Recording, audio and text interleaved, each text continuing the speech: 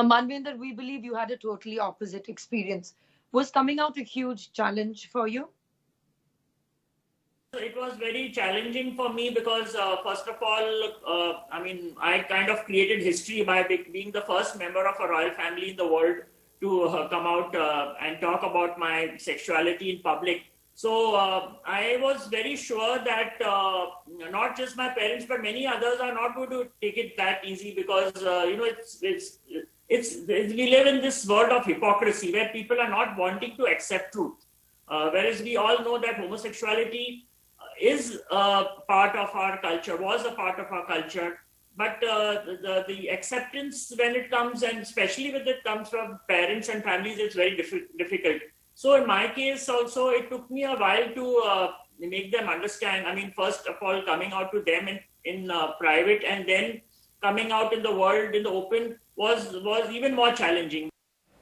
So Manvendra, later in the day, we are going to be also talking about how important it is to talk to our children at the right age, the adolescent sex education, teaching them at the right time.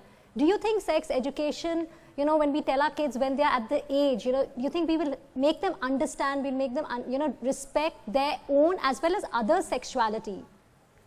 Live in a manner in which they don't have an answer to that. That's where a counselor's role is very important, and I'm trying to do that.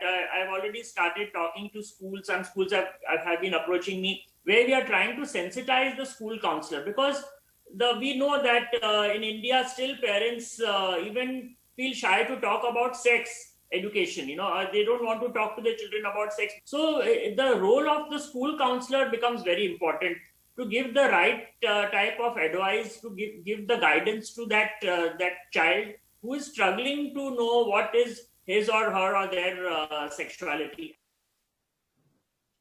In a difficult time like this pandemic, how can the LGBTQ community work together to support each other?